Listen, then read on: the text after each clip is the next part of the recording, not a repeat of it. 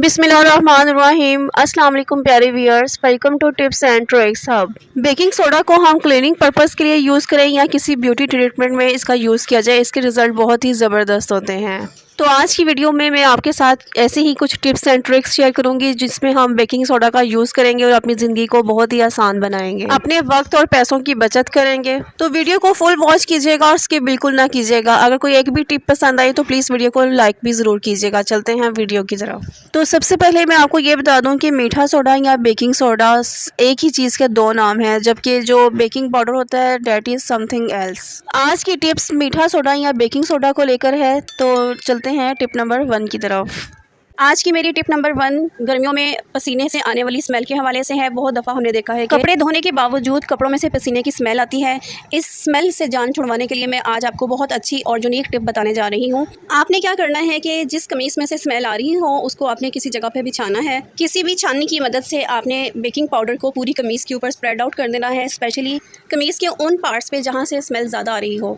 फिर आपने क्या करना है कि किसी भी साफ़ कपड़े से इस बेकिंग पाउडर को अच्छे से पूरी कमीज़ के ऊपर फैला लें। 5 से 7 मिनट गुजर जाने के बाद आपने इस कमीज़ को अच्छे से झाड़ के बेकिंग पाउडर को निकाल लेना है और किसी भी ऐसी जगह पे रख देना है जहाँ पे धूप आ रही हो। आप देखेंगे कि कमीज़ में से स्मेल बिल्कुल ख़त्म हो चुकी है। अक्सर हमने देखा है कि हाथ के साथ कोई हम हल्दी वाला काम करें तो हल्दी का कलर बहुत ज़्यादा हमारे हाथों पे और स्पेशली नेल्स के ऊपर बहुत ज़्यादा लग जाता है। और नॉर्मल वैसे हम सोप से अपना हैंड वॉश करते हैं जो हाथ बिल्कुल भी साफ़ नहीं होते, स्पेशली नेल बिल्कुल भी साफ़ नहीं होते। तो इस तरह के नेल्स को साफ़ करने के लिए आपने क्या करना है कि लेमन लेना है, उसको आधा काट लें और उसके ऊपर आपने बेकिंग सोडा लगा देना है। और जो भी टूथपेस्ट आप यूज़ करती हैं घर में वही टूथपेस्ट यूज़ करें और इसको थोड़ी सी इस लेमन के ऊपर डाल दें। अब टूथपेस्ट और बेकिंग सोडा वाला जो लेमन है वो आपने अपने फिंगर्स के ऊपर जो स्पेशली नेल्स वाला पार्ट है उसके ऊपर अच्छी तरीके से रब करना है।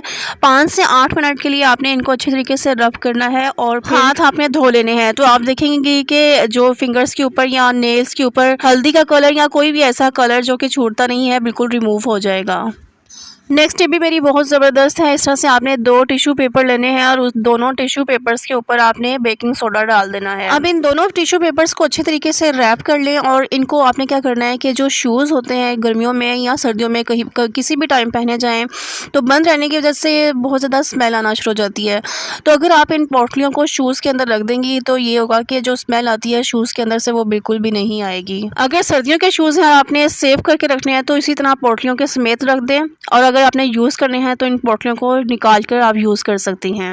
या इसका दूसरा तरीका ये है कि आप डायरेक्टली शूज़ के अंदर बेकिंग सोडा डाल दें और अच्छे तरीके से दोनों शूज़ को शेक कर दें। तो इस तरह से भी ये होगा कि इस शूज़ के अंदर जितनी भी स्मेल है वो बिल्कुल ख़त्म हो जाएगी। अच्छे तरीके से शेक करने के बाद आपने इस बेकिंग सोडा को निकाल देना है और अगर शूज़ यूज़ करने हैं तो आप इस तरह से कर सकती हैं। नेक्स्ट ये भी मेरी बहुत ज़बरदस्त है। आपने क्या करना है कि एक साफ़ बाउल ले लें, अगर आपके पास टूटा हुआ कप है तो वो भी आप यूज़ कर सकती हैं। उसके अंदर आपने थोड़ा सा बेकिंग सोडा डालना है और इसके अंदर आपने कुछ दाने जो हैं लौंग के डाल देने हैं। अब इसको आपने अच्छे तरीके से रैप कर लें किसी टिश्यू के साथ या एल्युमिनियम फॉइल के साथ। अब इसके बाद आपने क्या करना है कि जो टिश्यू के ऊपर आपने कोई रबर बैंड चढ़ा लेनी है ताकि इसकी ग्रिप अच्छे तरीके से बाउल के साथ रहे। और अब आपने क्या करना है कि कोई भी नोकदार चीज़ ले लें और उसकी जो आपने टिश्यू वगैरह जो भी चढ़ाया होगा उसके ऊपर आपने अच्छे तरीके से इस तरह से होल बना लेने हैं। तो अब इस बाउल को आप अपनी अलमारी में रखें। इससे ये फ़ायदा होगा कि अगर आपकी अलमारी में स्मेल आ रही है कोई पसीने की या पानी की नमी की वजह से तो इससे ये होगा कि ये स्मेल जो है वो बिल्कुल ख़त्म हो जाएगी।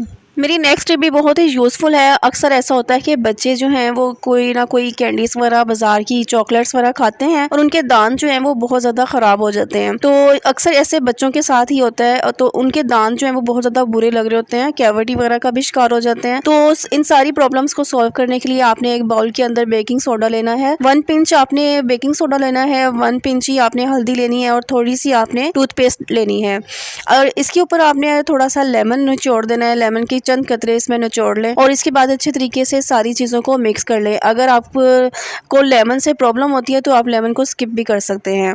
इन सारी चीज़ों को अच्छे तरीके से मिक्स करने के बाद आपने टूथब्रश के ऊपर लगाना है और दांतों में ब्रश कर लेना है। तो इस तरीके से जितना भी आपके दांतों के साथ प्रॉब्लम होगा, पीले होंगे या कैविटी का शिकार हुए होंगे, बिल्कुल ये प्रॉब्लम आपकी सॉल्व हो जाएंगी। फ्रिज में से अगर बहुत ज़्यादा स्मेल आती है मुख्तलिफ़ चीज़ों की तो आपने क्या करना है कि स्पंज ले लें, उसके ऊपर थोड़ा सा बेकिंग सोडा डाल डाल दें। अब इस बेकिंग सोडा वाले स्पंज को आपने फ्रिज में रख देना है। तो फ्रिज में से हर किस्म की स्मेल, नमी की हो या किसी भी फूड वगैरह की हो, वो बिल्कुल ख़त्म हो जाएगी। ऐसी बहुत सारी चीज़ें होती हैं जिनको हम उठा के पानी के नीचे नहीं धो सकते या मशीन में नहीं धो सकते। तो उसके लिए आपने क्या करना है कि ब्लैंकेट्स या मैट्रेस वगैरह के ऊपर आपने स्प्रिंकल करना है बेकिंग सोडा अच्छी तरीके से, और उसके बाद अपने हाथ के ऊपर कोई सॉक्स पहन लें या ऐसे ही आप अपने हाथों के साथ इस बेकिंग सोडा को अच्छी तरीके से स्प्रेड कर दें पूरे ब्लैंकेट के ऊपर। तो इस तरीके से ये होगा कि जितना भी बैक्टीरिया होगा या मैल कुचैल होगी, ये बेकिंग सोडा जो है वो अच्छे तरीके से इसको साफ़ कर देगा। उसके बाद अच्छे तरीके से आपने इसको झाड़ दे देना है। तो आप देखेंगे कि कंबल जो है वो बहुत ज़्यादा साफ़ हो जाएगा और बिल्कुल बैक्टीरिया और मैल कुचैल जो है वो इसमें से निकल जाएगी। इस तरीके से आप अपने जो मैट्रेस है उसको भी डिसइंफेक्टेड कर सकती हैं। सिंक के अंदर मुख्तलिफ़ किस्म की सब्ज़ियाँ हम वॉश करते हैं या चिकन या कोई भी गोश्त वगैरह साफ़ करते हैं, तो जिसकी चर्बी जो है इसके अंदर फंस जाती है, या बहुत ज़्यादा चिकनाई वाले बर्तन भी यहाँ धुलते हैं, तो जिसकी वजह से अक्सर ये सिंक हमारे क्लॉग्ड हो जाते हैं। तो इनको खोलने के लिए भी, इनकी ब्लॉकेज को खोलने के लिए भी पहले तो सारा जो फूड पार्टिकल इस सिंक के अंदर फंसा हुआ है उसको हाथ की मदद से बाहर निकाल दें और फिर 2 चम्मच भर के इसके अंदर बेकिंग सोडा डाल दें। सेकेंड नंबर पे इसके अंदर जो वाइट विनीगर या सफ़ेद सिरका जिसको हम कहते हैं वो डाल दें। इस तरह से ये होगा कि सफ़ेद सिरका जो है वो बेकिंग सोडा के साथ रिएक्शन करेगा और हमारा जो सिंक ब्लॉक्ड हुआ होगा वो ओपन हो जाएगा। आधा घंटा बाद मैंने दोबारा टैप खोला तो देखिए बिल्कुल भी पानी ब्लॉक नहीं हो रहा, आराम से पानी जो है वो गुजर रहा है। आपने क्या करना है कि लेमन के छिलके के ऊपर बेकिंग सोडा लगाना है और इस बेकिंग सोडा वाले छिलके को आपने पूरे सिंक पर अच्छी तरह से रब करना है। इस तरह से आपका जो लेमन है ये सारी चिकनाहट जो है उसको सिंक के ऊपर से हटा देगा और बेकिंग सोडा में रिएक्ट करके सिंक की बहुत अच्छे तरीके से सफाई सुथराई कर देगा। तो आप देख सकते हैं कि बेकिंग सोडा ने सिंक की भी कितनी अच्छे तरीके से सफाई कर दी। बिल्कुल को सारे जो स्ट्रेन्स हैं चिकनाई की और पानी के ख़त्म हो चुके हैं। नॉन स्टिक पैन की बेस को भी हम बेकिंग सोडा के साथ साफ़ करेंगे, तो इसके लिए बेकिंग सोडा अच्छी तरीके से सारे पैन के ऊपर फैला दें और उसके बाद उसके ऊपर वाइट विनीगर यानी कि सफ़ेद सिरका अच्छी तरीके से डाल दें। अब इसको आपने कुछ देर के लिए ऐसे ही पड़ा रहने देना है और इसके बाद जो है मैं आपको दिखाऊंगी कितने अच्छे तरीके से ये फ़ौरन से साफ़ हो जाएगा और आसानी से। 1 घंटा इस पैन को मैंने ऐसे ही रहने दिया। उसके बाद स्टील की जो वायर्स होती हैं उसके साथ मैंने पैन को साफ़ किया, तो बहुत ही आसानी के साथ ये पैन जो है वो साफ़ हो गया था।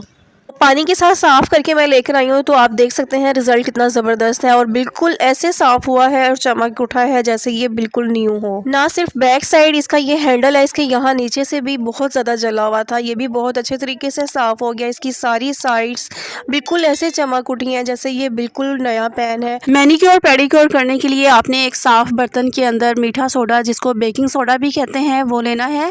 1 चम्मच यहाँ मैंने मीठा सोडा डाला और आधा चम्मच चीनी डाली। मीठा सोडा क्लीनिंग पर्पस के लिए भी यूज़ किया जाता है और ज़िद्दी से ज़िद्दी मैल कुचैल को जड़ से निकाल देता है। चीनी को आपने स्क्रबिंग पर्पस के लिए इस रेमेडी में शामिल करना है और थोड़ी सी आपने इस रेमेडी के अंदर टूथपेस्ट शामिल करनी है। कोशिश करें कि टूथपेस्ट आपके पास वाइट हो, कोई सी भी ब्रांड की आप ले लें और इसके अंदर डाल लें। नेक्स्ट अगर आपके पास कोई क्लिनजिंग मिल्क है तो वो डाल लें, अदरवाइज़ जो फ्रेश दूध आता है आपका, कोशिश करें कि जो बॉयल नहीं किया होगा कच्चा दूध वो शामिल करें, और अगर कच्चा दूध नहीं है तो आप बॉइल्ड मिल्क भी यूज़ कर सकती हैं। उसका भी मैंने 1 चम्मच इसके अंदर शामिल कर दिया। अब सारी चीज़ों को अच्छे तरीके से मिक्स कर लें। तो आप वीडियो में इसकी कंसिस्टेंसी देख सकते हैं इस मिक्सचर की। तो इस तरह की इसकी कंसिस्टेंसी होनी चाहिए कि ना ही बहुत ज़्यादा रनी सा हो और ना ही बहुत ज़्यादा सॉलिड सा हो। इसे अच्छी तरीके से सारे हाथ के ऊपर मैंने अप्लाई कर लिया। अब इसको हल्के हल्के हाथों से मैंने स्क्रबिंग भी करते जाना है। 15 मिनट के बाद आप देखेंगे कि जो मिक्सचर आपने हाथ के ऊपर अप्लाई किया है तो वो बिल्कुल इस तरह से ड्राई हो गया है। अब आपने क्या करना है कि एक बाउल में पानी ले लें और हल्का हल्का सा अपने हाथों पे पानी लगाते जाएं और सर्कुलर मोशन में स्क्रबिंग करते जाएं। तो इस तरीके से ये होगा कि जितनी भी डेड स्किन होगी हाथों की वो बिल्कुल रिमूव हो जाएगी और आपके हाथ जो हैं वो बिल्कुल साफ़ सुथरे, और जितनी भी मैल कुचैल होगी वो बेकिंग सोडा के साथ निकल जाएगी। हाथ तो साफ़ सुथरे होंगे ही, दूध की तरह सफ़ेद तो हो ही जाएंगे, लेकिन जो आपके नाखून हैं वो भी बहुत ज़्यादा साफ़, शफाफ और चमकदार हो जाएंगे। अक्सर ऐसा होता है कि टैप के अंदर कोई ना कोई कचरा फंसा होता है जिसकी वजह से पानी जो है वो सही तरह नहीं आता। तो लेमन के ऊपर आपने बेकिंग सोडा डालना है और इस तरह से जो रबर बैंड की मदद से इसको थोड़ी देर के लिए इस तरह से लगा देना है। तो ये होगा कि जो अंदर तक जो भी कचरा फंसा होगा बेकिंग सोडा और लेमन जो है वो उसकी वजह से बिल्कुल निकल जाएगा। जो टैब है वो अंदर तक बिल्कुल साफ़ सुथरा हो जाएगा और जो पानी है वो अब सही तरह से आना स्टार्ट हो जाएगा। इस तरह के चूल्हे के जो कड़े होते हैं वो बहुत ज़्यादा ज़ंग लगने की वजह से या फूड पार्टिकल्स उसके ऊपर गिरते हैं, तो वो जलने की वजह से इनके जो होल होते हैं उनको ब्लॉक कर देते हैं। तो गैस कम आ रही हो लेकिन इस तरह से ये ब्लॉक्ड जो कड़े होते हैं इनमें से भी बहुत ज़्यादा मुश्किल हो जाती है गैस बाहर निकलना। तो इस सूरत में क्या होता है कि हमारी जो चूल्हे की गैस है वो बहुत ज़्यादा लो हो जाती है। तो इसके लिए आपने क्या करना है कि इनको अच्छी तरीके से साफ़ करना है। साफ़ करने के लिए मैं यहाँ पर यूज़ करूँगी पैनाडोल की टैबलेट। तो सबसे पहले आपने क्या करना है कि इन कड़ों को किसी डीप बर्तन में डाल दें। अब इसके अंदर आपने वाइट विनीगर डालना है, इतना डालना है कि ये जो कड़े हैं अच्छे तरीके से वाइट विनीगर में डिप हो जाए। तकरीबन हाफ़ से पौना कप इसके अंदर मैंने वाइट विनीगर डाला है। अब इसके बाद जो है सेकंड नंबर पे जो चीज़ डालूँगी वो है पैनाडोल की टैबलेट्स। 2 अदद पैनाडोल की टैबलेट्स मैंने इस वाइट विनीगर के अंदर मैंने शामिल कर देनी है। थर्ड नंबर पे जो मैं चीज़ शामिल करूँगी वो है बेकिंग सोडा। बेकिंग सोडा डालने से रिएक्शन होगा वाइट विनीगर के साथ और टैबलेट्स के साथ, तो इसको आपने 3 से 4 घंटे के लिए रख देना है ऐसे ही। इससे ये होगा कि सारा जो ज़ंग है, चिकनाई है वो बहुत ज़्यादा सॉफ्ट पड़ जाएगी। तो 3 घंटे रखने के बाद मैंने इनको जो है ब्रश के साथ, कोई भी टीथ ब्रश ले लें जो कि वेस्टेड आपके पास पड़ा हो, उसके साथ अच्छी तरीके से साफ़ करना है। स्पेशली जो इसकी कड़े के जो होल्स हैं उनको अच्छी तरीके से साफ़ कर लें ताकि सारी जो चिकनाई है और जो यहाँ जो ज़ंग है वो उतर जाए। तो ज़ंग और चिकनाई जो है वो वाइट विनीगर टैबलेट्स पैनाडोल की जो हमने डाली थी वो और बेकिंग सोडा की वजह से बहुत ज़्यादा सॉफ्ट पड़ जाएगी। बहुत ही आसानी से, बहुत कम एफर्ट में आपको ये सारे जो होल्स हैं स्पेशली वो बहुत आसानी से खुल जाएंगे। नेक्स्ट मैं आपको ये भी बताऊंगी कि ये सारा प्रोसीजर करने के बाद आपने ऐसा क्या अप्लाई करना है कि दोबारा इनके ऊपर जंग ना लगे। तो उससे पहले आपने क्या करना है कि वीडियो को लाइक करना है, चैनल को सब्सक्राइब करें अगर चैनल पे न्यू है, और कमेंट बॉक्स में मुझे ज़रूर बताइएगा कि आपको कौन सी टिप्स ज़्यादा पसंद आई है। अपने फ्रेंड्स एंड फैमिली के साथ भी ये वीडियो शेयर कीजिएगा ताकि हर यूज़फुल चीज़ हर बंदे के पास पहुंचे। ये भी सदका जारिया होता है। अच्छे तरीके से साफ़ करने के बाद इनको ड्राई कर लें। ड्राई करने के बाद हल्का सा ऑयल अपने हाथों पे लगाएं और इस कड़े के ऊपर, दोनों कड़ों के ऊपर अच्छे तरीके से अप्लाई कर दें। तो इस तरीके से ये होगा कि दोबारा इन कड़ों के ऊपर जंग बिल्कुल भी नहीं लगेगा। मिलते हैं नेक्स्ट वीडियो में। Till then take care. अल्लाह हाफिज़।